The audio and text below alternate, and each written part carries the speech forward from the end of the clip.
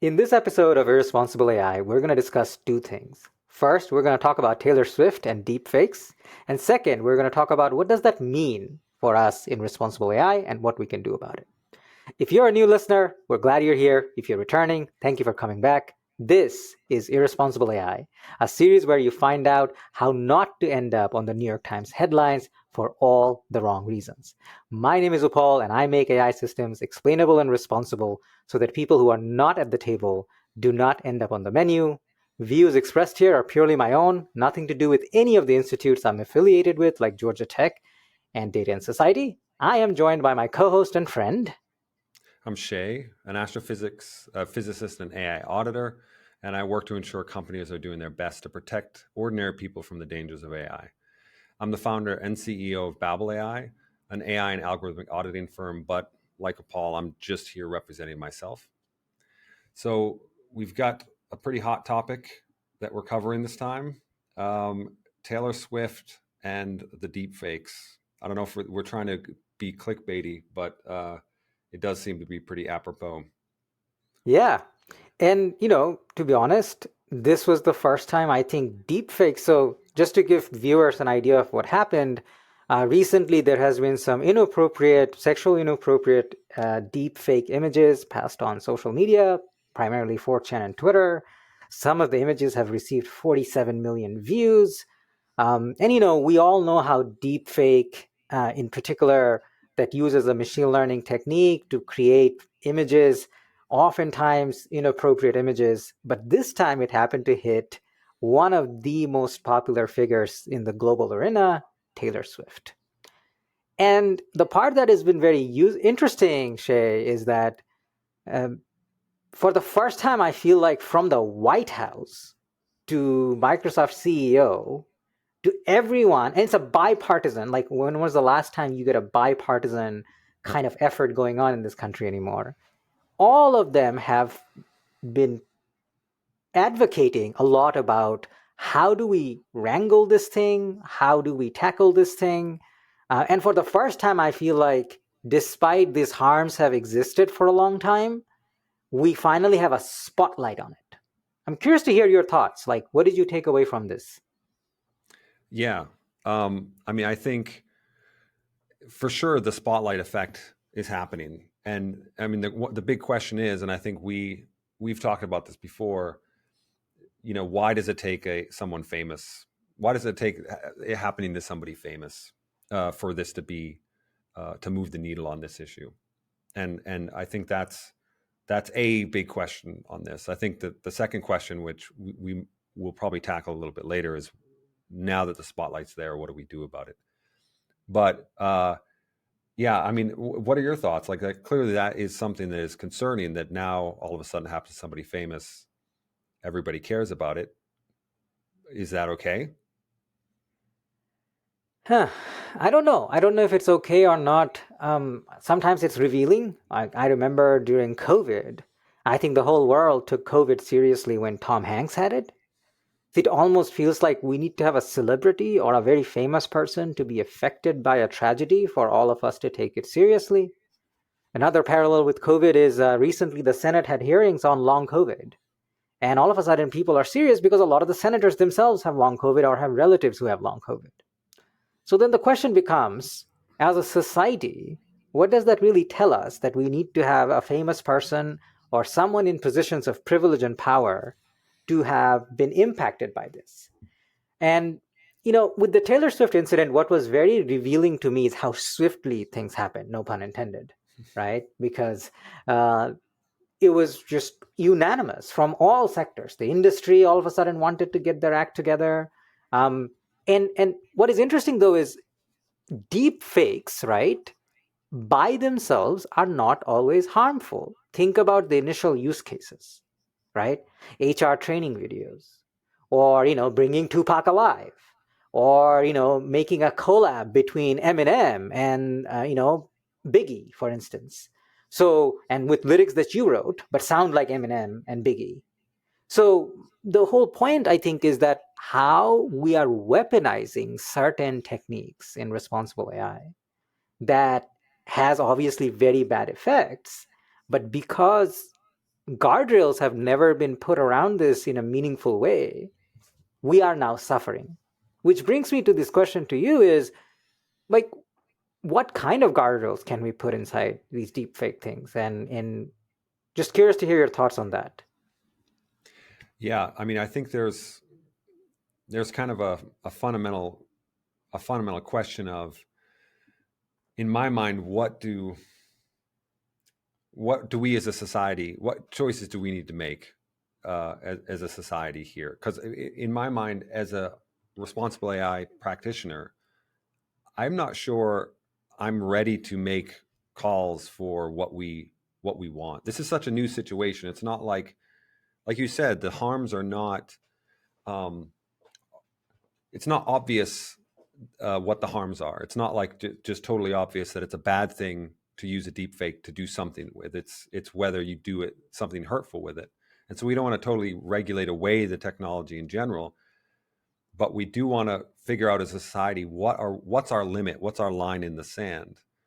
And I think, in my opinion, I want to get. I think we're kind of moving on to our second topic a little bit here, but what are we, now that we have the spotlight on this issue, separate from the fact that it's problematic that the spotlight, we took Taylor Swift to get the spotlight there in the first place, but now that we have the spotlight there, what role do we have to play as responsible AI practitioners? And my take on it, my initial take, is that there needs to be a lot more stakeholder input. Society needs to weigh in, because there does have to be a line in the sand. And then after that line in the sand saying this is inappropriate, this is harmful, then we can start doing our job, figuring out how do we inculcate that, how do we enforce that, how do we make it easier for people to do the responsible thing now that we've kind of decided where that line is. So I'm curious about your take on that. Like, do you agree with me? Um, and or do you have a different approach to that? I think I partially agree with you. I don't think I fully agree, in the sense that the issues that are happening here have both systemic issues as well as symptomatic issues, right? And we need to deal with both of them. So the harm that happened with Taylor Swift, there is an entire ecosystem that is socio-technical here, right? There is societal aspects of causing harm and bad faith actors using technology to do harm. I don't think that's new. But there are also systemic issues in the way we have built the AI enterprise.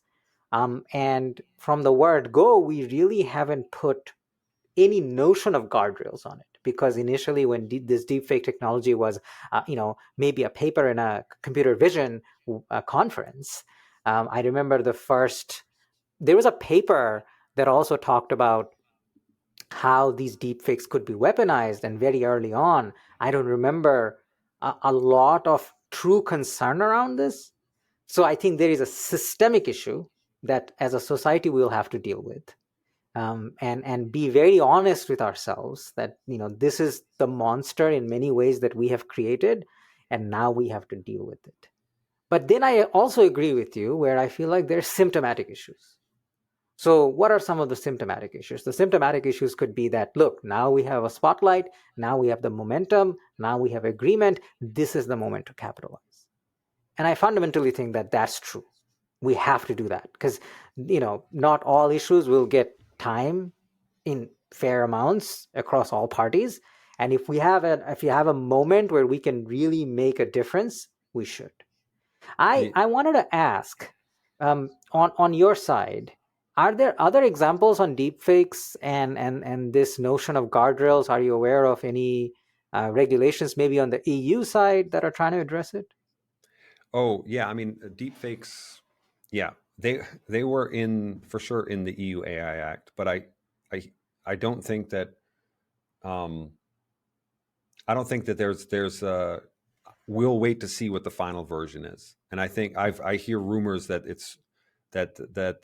there's been less emphasis on deep fakes as it's being revised, but actually a lot of local, like at the state level, I think that almost every day I hear, and partly this is because of the election coming up and this Taylor Swift thing is that there's a number of states that have proposed regulations which are going to prevent deepfakes being used in a particular context, and in particular around elections, trying to manipulate and misrepresent candidates and things like that. And I think we're also going to see regulations now after the Taylor Swift thing about using it to sexualize people or to non-consensual imagery that is inappropriate, and so I think locally that's going to happen. In the EU, we'll wait and see. But I think that is in some sense, that's the worry is that that's not society necessarily weighing in a measured way. That's like rapid response to a panic button that something Yeah. happened, people are freaking out. And I think we need to, now that we have the spotlight and the conversation on this topic, let's get some eyes from the responsible AI community on this to weigh in now on what's the measured approach to this, and then try to solve this symptomatic issues here, recognizing the fact that, of course, you're right, there are systemic issues as well that go across, political divide, it goes across power imbalances, and it goes across, the fact that we are not regulating the internet the way that we probably should be or could be to make sure that people are protected. And that's a problem. Your point about the local disinformation campaigns brings up a very interesting topic of like post-truth, right? We almost are living in this post-truth era, and sometimes the demarcation between reality and fantasy or synthetic fantasy is just so little that we can't even make the distinction. For example, the other day I was trying this new AI platform where I just gave, I think, 30 seconds of my video, and then it translated me into 5 different languages that I don't speak, including lip movements that are very realistic. And to be honest with you, if it wasn't me, I don't know how I would even see the difference, right? And there are implications of this. For instance, right now, with especially cybersecurity, banks are now becoming very careful because now you could mimic someone's voice so clearly that voice signatures, right, over the phone banking, that becomes a massive issue. I know many people, what they have done is they have started putting holds on their account that, any kind of transaction over a $500 amount or something like that, I will need to be in person. So in this post-truth era, I'm curious to hear your thoughts on what does it mean for us, and especially responsible AI? Like, is there anything we can do to put normal people's lives, banking is something we all do. Who doesn't do online banking? But what can we do? Yeah. I mean, that's the big question. I think that we need to put our efforts on really trying to solve those problems. And one thing I think that we can do that's sort of a meta thing is to start steering the conversation towards productive solutions. So just like overall, exactly like you're doing, here's a specific problem. People are going to get their voices imitated, and then they're going to try to get withdrawals from the bank. How do we solve that problem? And we need to be engaging in that kind of conversation as opposed to sort of the sensationalist conversation around it. But I think one clear thing is we can talk about calibrated trust. Calibrated trust is in a post-truth era, the way in which we trust our interactions online is going to change. And how do we calibrate that trust? And we have to calibrate in kind of a risk-based way. And that's part of the conversation we have to have as responsible AI practitioners, is helping clients navigate that landscape, helping the public understand what those risks are as well. I mean, from the more advocacy point of view of our work, and educate the policymakers on what is the appropriate or how do you think more carefully about the appropriate response as opposed to the reactionary response? And to your point, Yeah, you're going to sorry. bring in systematic. No, to your point, like you have to talk about the systematic problems too, because we can't rely on it happening to Taylor Swift next time to do something. We have to be thinking in the future. Yes, and your point about this proactive nature reminds me of some recent work that people are trying to do. I know, like some folks at Hugging Face are trying to do this. Is watermarking, like let's say AI generated images.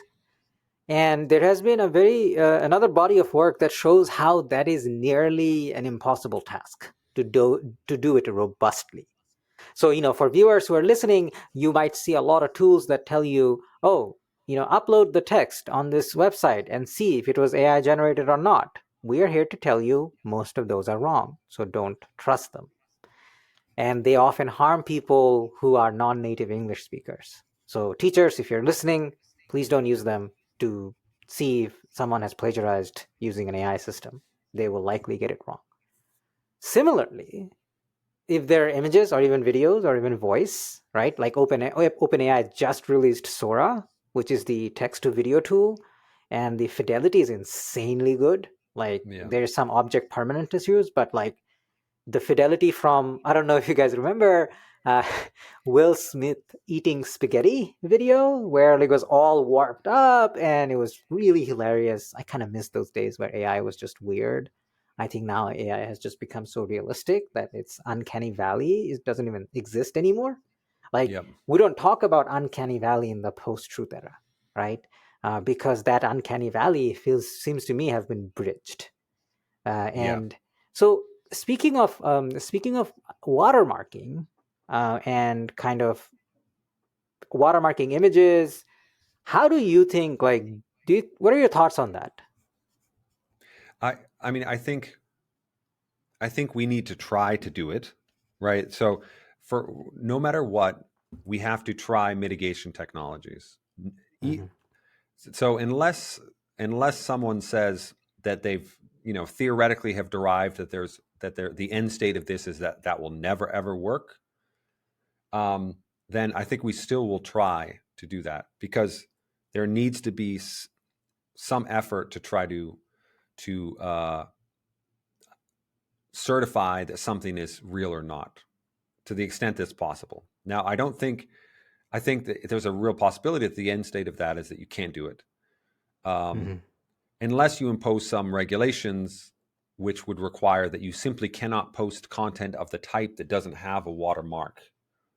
And so that's why we need people to weigh in on what kind of internet do we want to have. Is it going to be unconstrained? In which case, you have to not necessarily believe what you see or hear at all, and you have to take it with a grain of salt and understand that the internet is the Wild West, which it is to a large degree now, and try to glean what is useful from it, or glean from trusted sources. Or do you want to constrain the internet such that it's a more trustworthy place, but that would inhibit probably a lot of probably some free speech, but it would inhibit the innovation that could happen. And Yeah. that's something that we can't decide on. That the collective we have to just kind of decide on that. Yes. And the collective we's process itself is kind of TBD, right? Like what does that process look like to get collective input when we think about governance? And sometimes people say participatory design would be a good choice, but then participatory design at a scale is very difficult, right? We know with democracies, participation at scale is very tough. So even with nation state level powers behind them, if we can't do it, what are the chances of doing it at a non-nation state level? Or what would that look like in a global scale? Before we wrap up, I do want to touch on one thing. Is you mentioned about like what kind of internet do we want? And I want to talk on the topic of enshittification, right? Because before 2022, I think we could reliably say that most of the internet was organic. In other words, mostly human generated content. After I think March of 2022, roughly speaking, that assumption is no longer true, right? So we are flooding it with not only just human generated content, but AI generated content, so synthetic content. And that means everyone is producing volumes volumes of content at speeds unimaginable, right? In fact, the videos editing software that we use allows us to somehow generate a blog post from the transcript. Quality is absolute crap, but it is there. But now we never use it because we have standards at irResponsible AI. But that doesn't mean people won't. And I think there is this other part of the post-truth era that there is more enshittification and bad content out there. Yeah, for sure. Absolutely. And yeah, go ahead. No, go ahead. Yeah, I mean this I think I'm seeing this all the time in terms of like emails I'm getting, videos that I see, like YouTube videos that are clearly just auto generated somehow with robot kind of narrations over the top. And, the quality will get better. Right. And so right now, it just makes all of us more wary and more dismissive of content. And so it's that sort of like just move past it because it's clearly crap. Uh, and but at some point it's going to get higher quality. But then you have the sort of like I don't know, what was it called, autophagy, the idea of like the algorithms essentially consuming their own content, and the Yes. degradation of the models if that happens, because there needs to be new material that it ingests if it wants to. I mean, if the end goal is to sort of be more and more human-like. Now, if you just want it to evolve on its own into something else, that's a different story. But in any case, I think we have any kind of guidance. If we want to kind of wrap this up in a way that's productive and not just doom and gloom, like what guidance might we have? I think I do. And I think, first of all, in terms of actionable takeaways, I think what we have realized is, first of all, we shouldn't wait for disasters to happen to famous people for us to act on them, right? So that's number one. These issues are important, even if they're not famous. Second of all, when we try to solve them, we have to make sure that we're attacking the problem from both sides, from the symptomatic side as well as the systemic side. And the solution to all of these problems actually are both, not either or, because the problems are not just technical, they're socio-technical. And this kind of ties back to the previous episode where we have done about how there is a lot of hype in responsible AI and how some of the socio-technical solutions are the way forward. Yeah. So with that in mind, I think we'll conclude this episode. Thank you for listening. And if you haven't, please hit that subscribe and like button. Thank you so much for joining.